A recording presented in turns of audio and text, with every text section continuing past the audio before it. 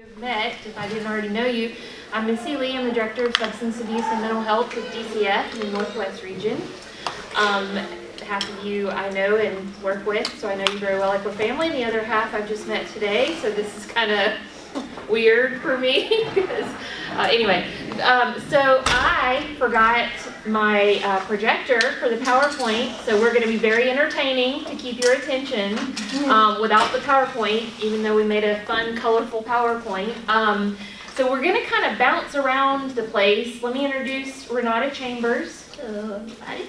She's our behavioral health consultant in the Northwest region. We're going to talk about how she came about, what her role is exactly in a little while, to let you know more that it's through the opioid crisis here in Florida. So, like I said, we're going to kind of bounce around a little bit. We're going to, because it all kind of is encompassed within a recovery-oriented system of care. ROSC, you mentioned You mentioned ROSC. Okay, so Recovery-Oriented System of Care, ROSC. Anybody heard of that? Okay, some of you have. So it's a DCF initiative, but it's across the entire state, and we do initiatives all the time. But this one, to me, is not your regular, it's just another initiative by DCF, because it's truly building communities that are recovery-oriented and collaborating together with every entity you could possibly think of, from business owners to peers to the faith-based community to providers. So we all have a role in what a recovery-oriented system of care is. So we're going to talk to you a little bit about each of the different pieces of what a ROSC is. Sorry. Okay. So basically, a recovery-oriented system of care is a coordinated network of community-based services and supports, and it's person-centered, and it builds on the strength and resilience of individuals, families, and communities to basically achieve abstinence and improved health, wellness, and quality of life for those with or at risk of alcohol or drug problems and or mental health crisis. So keeping that in mind as we're talking about what a ROSC is. Okay, I don't know. Can you put it on maybe slideshow and then we can click it? Will that work? Okay, because I'm so used to just clicking.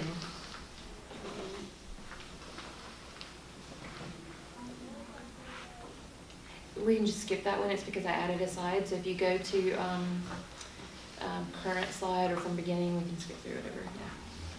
Yeah, there we go. So looking at what ROSC is, and again, I apologize it's not in front of you, but we're looking at it being a network of clinical and non-clinical services and supports that sustain long-term community-based recovery. So again, communities that have a ROSC framework, what does that look like? So it's promoting community health and wellness for everyone. It's intervening earlier in the progression of illnesses, so building on what prevention do we have in the community and building on those. It's working to reduce the stigma associated with mental health and substance abuse, providing the resources to assist people in recovery and give them the ability to achieve and sustain wellness and build a meaningful life. So could we stop there for just a second? And when I say provide resources to assist people in recovery, could you guys share some ideas? What's already going on in your communities now that is providing resources to assist people in recovery? Anybody? We do youth and adult mental health first aid training for the community. We also, I work for the Partnership for Child Health, the system of care, and we coordinate with DCF and with FSS, Family Support Services, and Sheriff's Office, and we coordinate with everybody. Yes. JJ, everything. So. Awesome. So you said mental health first aid. Do you know of like certain groups that have already had mental health first aid? Yes, because I'm the one that provides them. Okay. So like who have you trained? DCF, Family Support Services, which is foster care system, the jail system, police officers. I've done just about every community, churches, synagogues, private schools, public schools, you name it kind of thing, I've kind of covered it. Awesome. Girl Scouts, Boy Scouts, Yeah. or scouts, whatever you want to call them now. Uh-huh. So, police athletic league, just did them, let's see, I mean, just really. So like Yeah. a big portion of different pieces of your community. Right, For what Awesome. area is that? Jacksonville, Duval County. I was looking at Jennifer earlier, I think there's a gap though. Let's just say that you could reach 100 people Uh-huh. for mental health first aid. I train 650 a year. Let's just say you could train 650 a year. All right, so I was talking to Jennifer, and there's a gap between, I think we need more trained trainers. Yeah, Jennifer's telling me they have to be nationally certified for that, so we need to get more people certified to train trainers, because that 650 could turn into 2,000 people in a year. right, See? And we have that problem in Northwest Florida. yeah, We can't keep up with the demand, and with the governor's new executive order yeah, around school safety. Mental health first aid is one of the part of the strategic plan that our community is really going for, and I think they pushed that through legislation that mental health first aid will be one of the pieces of that plan. So we're doing that. I've just got one of my new staff trained in mental health first aid, and some others have shown an interest. You're going to go get trained soon. Yes, it's train the trainer. We just can't keep up. I mean, 2 summers ago, a co-worker from our managing entity and I trained every teacher in Calhoun County, for example. And back then we were begging folks, and we finally convinced the superintendent this is a good thing. And so we trained them, and now, it was like slow going, but now the school shootings are really catching folks' attention, and we know we've got to do something before this violence happens. Mental health first aid is really taking off. So So I'm part of Duval County School Systems. They have their own AWARE grant. I have my own community AWARE grant. I'm also part of the state management team for AWARE, because there's 3 counties are piloted programs in right now for the school systems. So it's trying to get into the school systems, which is great, because now we've already established it kind of statewide. And so now bringing it in more is going to be a lot easier, I think. right. So, Yeah, well, thanks for sharing. So other folks in other communities, what's going on in your community around recovery? What kind of efforts are going on? We're doing a lot of RAP trainings, which is Wellness Recovery Action Planning, which talks about self-advocacy, wellness, just recovery in general, really what hope looks like, and fleshing that out and creating plans to help keep ourselves well.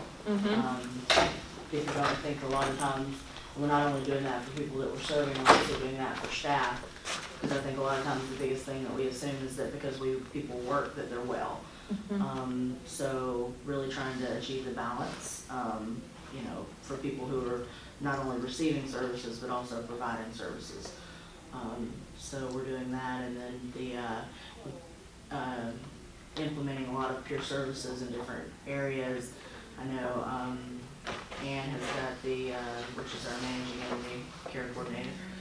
She's got a lot of the school board on board, and they're having meetings, and they're really talking, and really just the sheriff's office and everybody has really, recovery-oriented systems of care is really starting to lay that foundation in Bay County.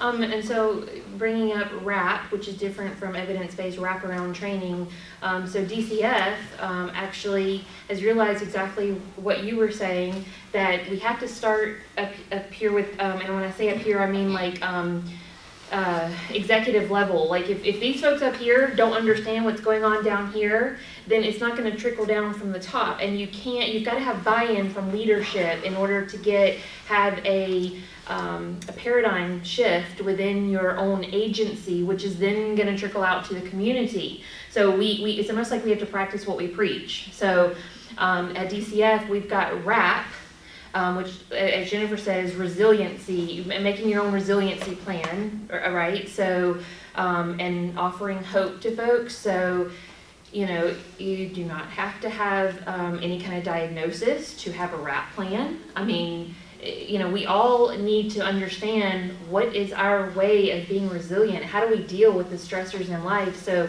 we've communicated that to our leadership. So in the Northwest region where I work, my boss realizes that even within our workforce, which is part of recovery-oriented system of care, is that the workforce understands what recovery looks like.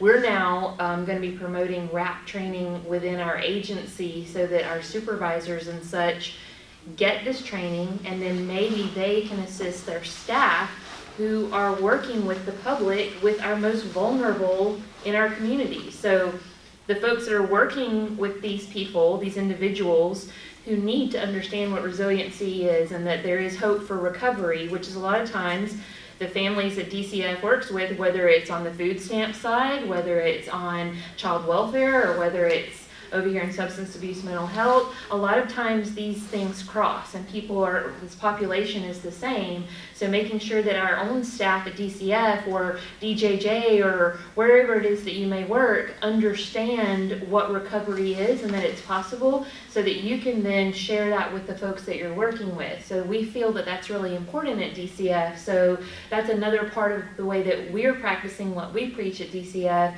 and communicating with the families that we're working with. So the workforce understanding recovery is very important for ROSC initiatives. So a holistic approach to recovery. So I mentioned evidence-based wraparound earlier. How many of you have heard of that before? Okay, so a couple of you have. So just really quick, evidence-based wraparound, I would suggest that you Google it and look up what it means, but it's a holistic way of providing services. So my husband said to me, it's like a spider.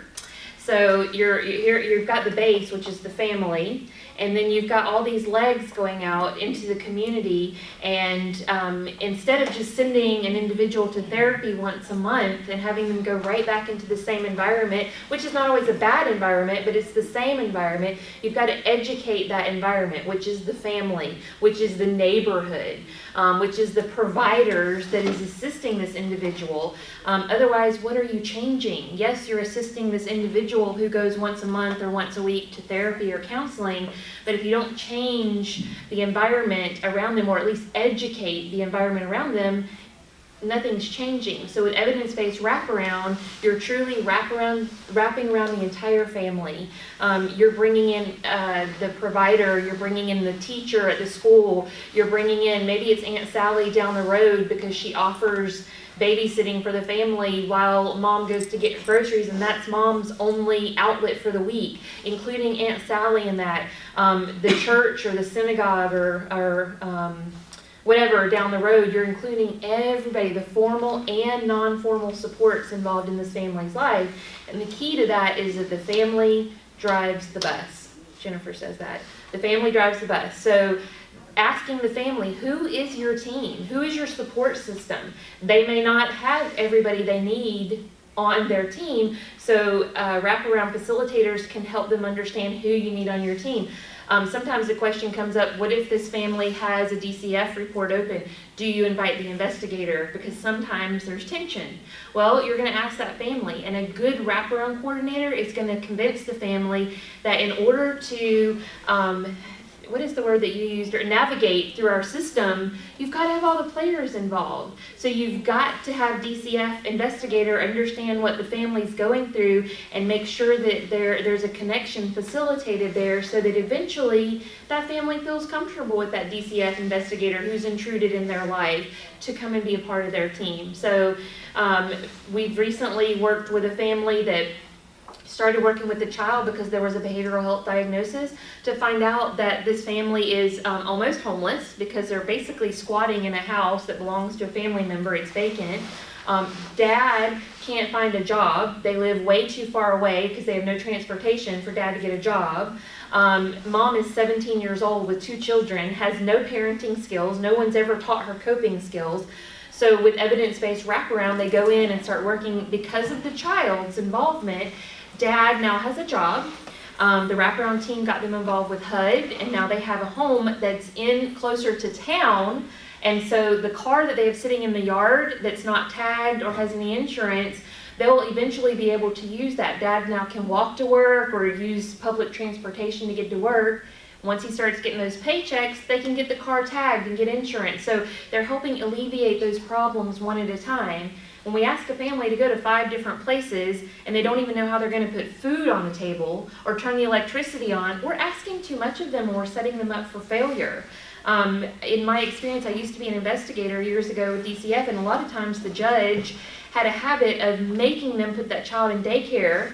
Well, the daycare is 5 miles away, and oh, by the way, grandma doesn't have a car. So literally, I've been driving down the road and seen grandma pushing the kid in their stroller in the pouring down rain just to try and check off that box so the judge is happy. So now we're working with our judges to get them to understand that we've got to start using a holistic approach, a think outside of the box approach to working with families.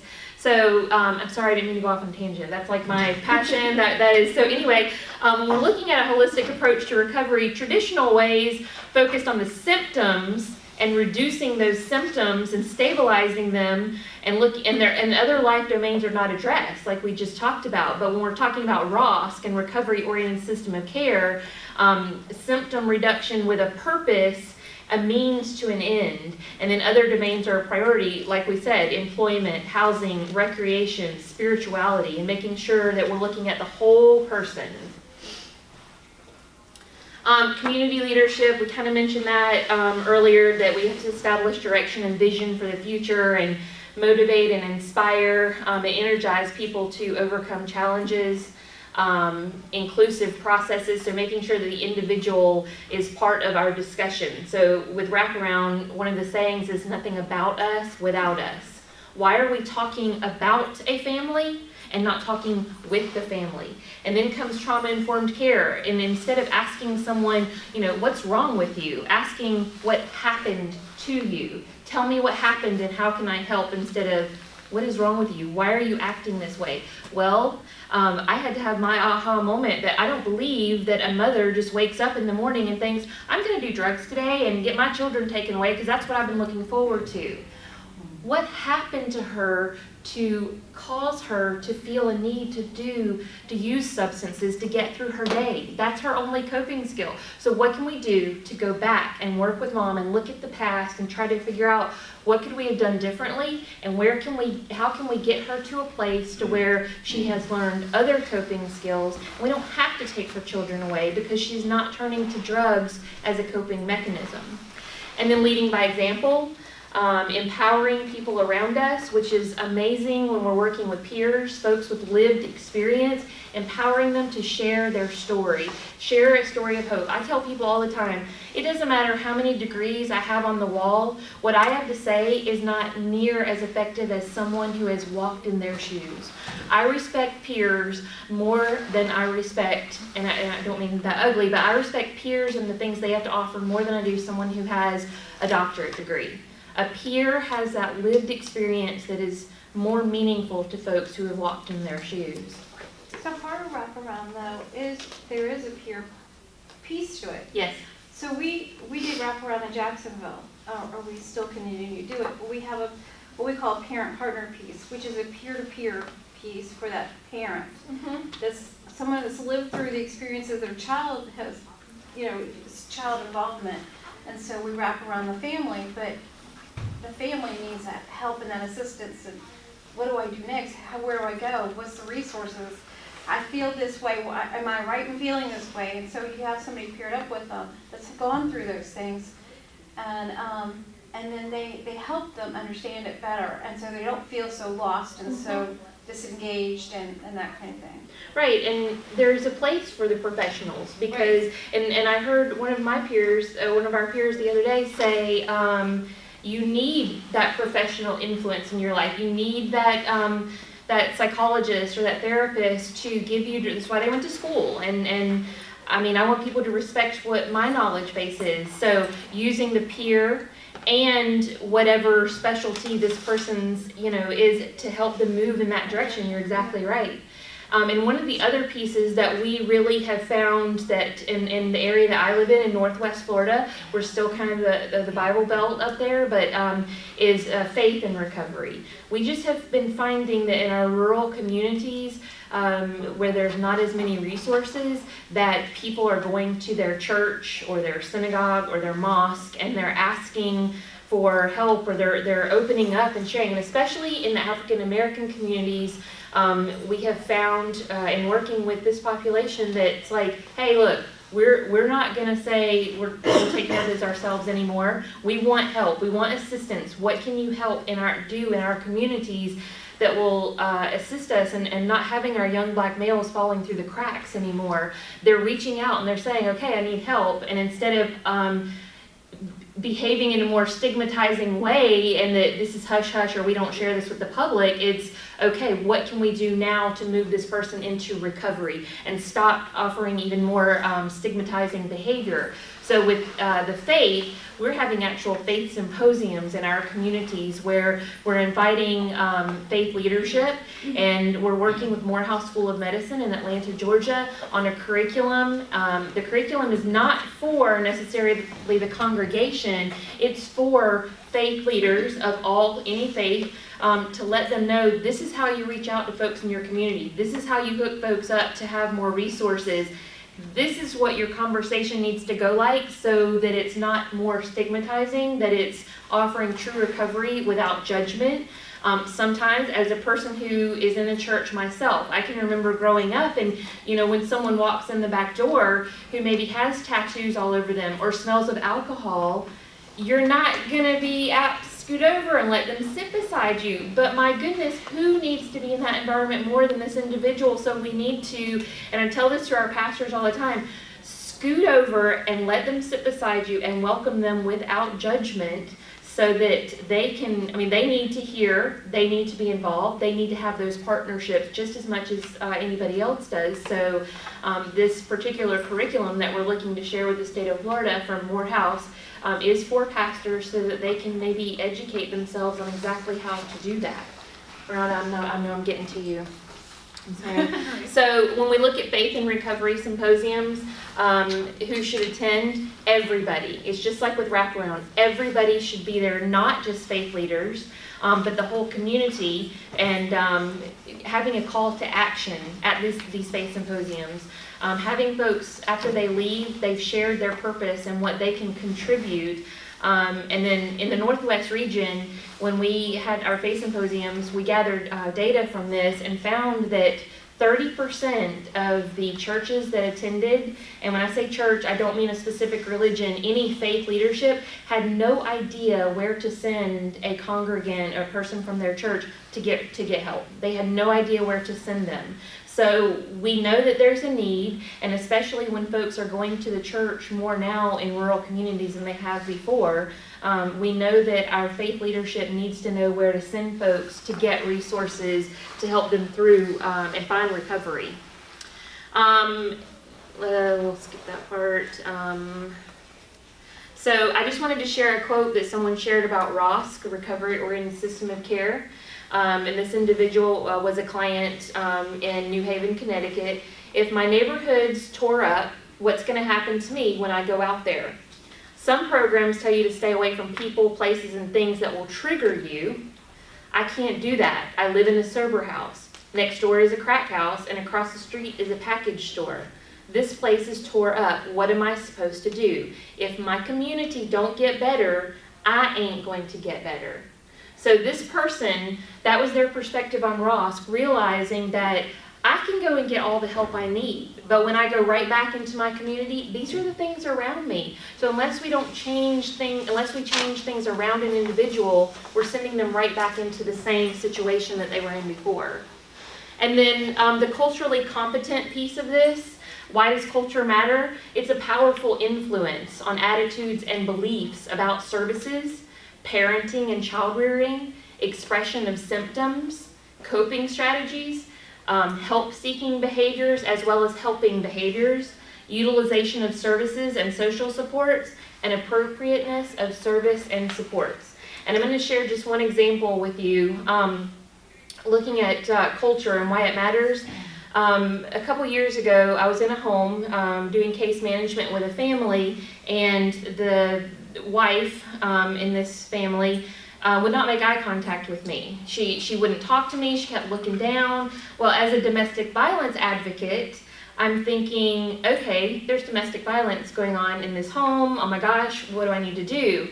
So, and I was with DCF at the time, and so I talked to the caseworker who's working with this family, and I tell her, I think there's domestic violence going on in this home. She would look at me, she's looking at the ground, she's making him speak for her. Well, when I got to the bottom of it, I find out that DCF had taken her children a few years ago. She was scared to death to even look at me. So I had to adapt to her. I had to adapt to the culture she was raised in. She was raised around DCF coming in, snatching kids away. So by learning her background, by learning her story, realize that her husband that she's with now is her saving grace, her support. He was amazing with her. She was relying on him to talk to me instead of her talking to me, because she thought if she talked to me, I'm gonna take her kids away, I'm the devil, I'm whatever, she's DCF. So it wasn't domestic violence. And once I got to the bottom of it, I found that out. So thankfully, I didn't judge her based on that and start calling in the whoever to come in there about domestic violence. So learning folks' culture. And then peer and recovery community. So the peer support, Florida Certification Board has a peer support track. And I know that a couple of you in here are certified peers, or you're working on that. So everybody's heard of peers in your neighborhood, a certified peer? Yes? So a certified peer is someone with lived experience, whether it be in substance abuse or mental health. I could be a peer because I have family members who have dealt with substance abuse or mental health. So I could go through that track and become a certified peer support specialist that way, right, Jennifer? Mm-hmm. So there's different ways to become a peer, but I would recommend you go to the Florida Certification Board website and get more information on that. And with that, I'm going to let Renata come in, and I'm going to ask Renata to come in and talk to us about our opioid crisis.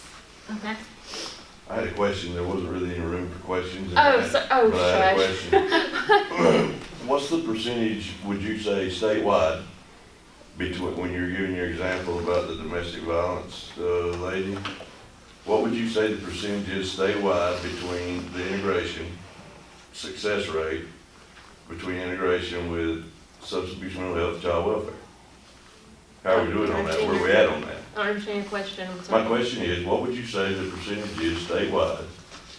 How is the state doing between the integration between system of care and wraparound and child welfare? Okay, gotcha. I think I understand now. Do you understand it? I can write it. Okay, I gotcha. So actually, the state is working on integration, which really is kind of part of ROSC, but it's totally separate. So our child welfare staff is working with our substance abuse and mental health providers, who are working with domestic violence advocates, who are working with state officials, providers from all across the state, to become more integrated. I don't know a percentage for you, but I just know that this is something new, which I don't understand why it's taken this long for us to realize that we've all got to start speaking the same language. You've got folks that are on the provider level who are speaking a language that maybe our child welfare folks or our families don't understand. And then you've got folks over here on the child welfare side, or maybe in DJJ or probation, that are speaking language that these folks over here have no idea what's going on. So we've got to have better integration where we're all speaking the same language. We stop using acronyms. And when you're talking about an assessment, what does that mean? I mean, if you're doing an assessment with a mom or a wife or a female because you think that there's domestic violence going on, what kind of questions are you asking her that maybe this person over here is asking her the same thing, or you're dragging her through a story 5 or 6 different times, and it's unnecessary. So we've all got to get on the same page with integration. So I don't know a percentage for you. There is a push for that, right? Yes, there is. Statewide? Yes. What about in Jacksonville? Yes, That's going on over there? yes. Excellent. All over the It state. just takes time. Well, it's a change of mindset, Yes. from old thinking, really, Yeah, from the old way that child welfare operated to having to intercept some of these pieces. When you talk about cultural competence and you talk about the wraparound model, it's not the same as it used to be. no. No, it's not, but we had to start somewhere. So Right. now we realize there needs to be a shift, and we all have to start kind of speaking the same language. But most importantly, you've got to speak a language that the family understands. And if you're talking about someone's child, making sure that you're talking a language that parent understands. What kind of assessment are you talking about? You know, you're telling me that my child's diagnosed with this, or that my child needs that, but I don't even understand what an IEP is. Morphine, codeine, and thebine, which is usually still codeine because codeine is derived from thebine. Then you have a whole host of opioids, which is the semi-synthetic opiates. The only one that's illegal is heroin. The rest of them are just derivatives of morphine and codeine. For example, Lortabs. Lortabs is hydrocodone, which is a synthesized version of morphine. And it's about, let's say, on average, it's probably about 300 milligrams of acetaminophen, Tylenol, and probably either 5, 7, or 10 milligrams of actual opiate. So when you're taking these pain pills, mostly what you're taking is acetaminophen. Well, not you, but people in general. It's mostly acetaminophen, which is Tylenol. And if you take excessive amounts of Tylenol, as you know, it starts to deteriorate your liver.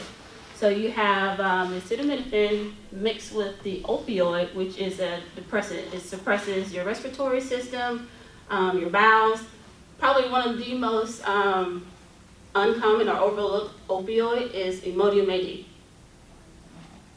It's actually an opiate. It's used to reverse diarrhea because painkillers, it slows your digestion. It causes constipation. If you look on any pain pill, one of the side effects is constipation. So that's how Imodium AD is effective for stopping diarrhea, because it's actually an opiate or an opioid. Okay. I worked at a detox facility, and we had young ladies come in who had been taking boxes and boxes and hundreds of Imodium pills, and was having the same, if not worse, because of the amount of other stuff in it as well, and the physical effects it has on the digestive system. So yeah, it's a pretty severe if someone engages in that. Yes. It's the poor man's methadone. You can't afford methadone treatment. All right, I'm just going to take some Imodium. All right, let's talk about methadone. True or false? Methadone is an effective treatment for methamphetamine.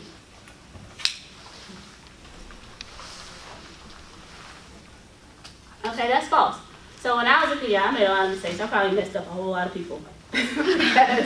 I would have all these people that I see, and they were going to the methadone clinic, but yet they were still testing positive for methamphetamine or meth. I'm like, they don't work. Why are we wasting our time? Why are people wasting their money sending these people to methadone clinics, and they're still positive for methamphetamine? Well, methadone is only effective for opiates. Opiates alone. It doesn't have any type of power to stop someone from using another drug. It's only effective for opioids. In order to go to a methadone clinic, you have to have a diagnosis of opioid use disorder. One of the common things I would have is people tell me, oh no, I just go there for pain management. I don't have a problem. I don't have an addiction, just pain management. So while methadone is actually a pain reliever, and that's kind of how it originated. It was used in World War II for the soldiers that had problems. The reason it was discontinued is because it took about 4 to 6 hours to actually work. It was long acting, but it took forever for it to start working. That's why it's an effective means for treatment for opioid use disorder, because it's long acting. So you go get a dose of methadone, and it lasts 24 hours. So during that 24-hour stint, your withdrawals are at bay. So that's why it's effective for opioid usage treatment. Nothing else, just opioids. All right. Oh, okay, well, I guess I'll wrap things up with just doing this Mythbusters. Any other questions? Did anybody find something that they realized was a myth that they thought was fact? Okay, I saw your sign. I know. I thought it was cool what you talked about, like the mothers who come in, like could be on multiple things, but you only see the one, and I thought that was really cool to like, my eyes were like, oh yeah, like, Yeah. you kind of do just do that, and so that was like really interesting to think about it in that light. Right. Naturally, I mean, our minds are going to revert back to whichever we think is the worst. Yeah, so I mean, if a mom is smoking cigarettes, using alcohol, oh my God, and she's smoking meth, all right, well, that's what it is. Like, look what you did to your baby. Will you tell them a little bit about, as far as the opioid crisis goes, what our law enforcement is carrying with them and what it does to folks, and then what they're giving folks in jails when they go back into the community? Okay, so in response to the opioid crisis, you have a lot of people that are overdosing now. So any heroin user pretty much knows what their dose is. You know, they know exactly how much they need to keep those withdrawals on rate, to get them where they want to be. The problem is mostly all the drugs that are on the streets right now are laced with something. Most of the time now it's fentanyl. So dealers, they're all about the bottom dollar. They don't really care about the health of the people that they're serving. So you can get a kilo of fentanyl from China for probably about $1,000.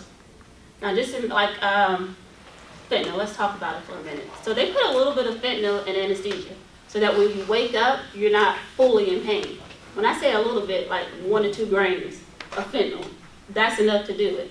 So what these dealers have in mind is, okay, I'll take my regular dose of whatever, put a drop of fentanyl in it, and I'm gonna have the best stuff on the street. If you're a user and you hear that such and such got this dope where people are ODing, that's the drug that you want. Like, that's where you want to go. That's the good stuff, right? So they go and they get their normal dosage and they, however they use it, shoot it up, snort it, whatever. Well, all of a sudden it's laced with fentanyl. It's way more powerful than they thought it was, and they're ODing. So in response, Narcan. Many of the local law enforcement officers are carrying Narcan. Narcan is an antagonist. It reverses overdose, and it pretty much sends them into withdrawals quickly.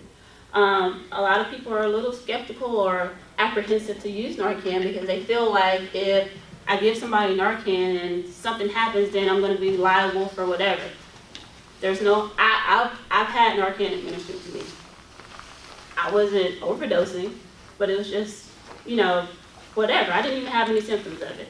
So there are some with the needle that you inject in, but we're not using those. It's a simple nasal spray. 2 puffs of the nasal spray. If someone is using fentanyl, it usually takes about 4 doses. Each box of Narcan comes with 2. They're 4. They're 4 milligrams each. Full dose is usually about 8 to 10 milligrams.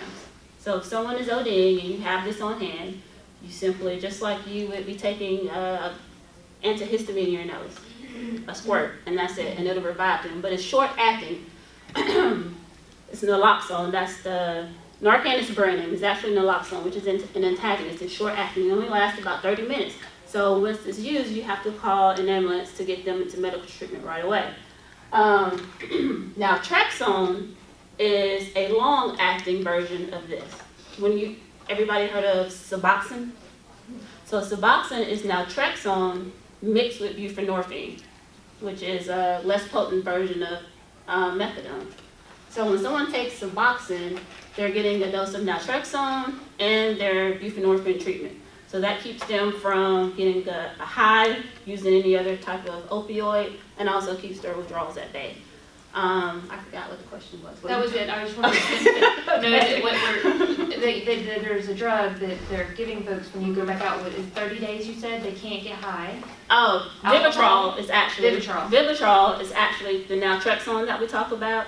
Vivitrol is it's like Suboxone separated. It's just naltrexone. So for 30 days, if they won't get the high feeling at all. It blocks it.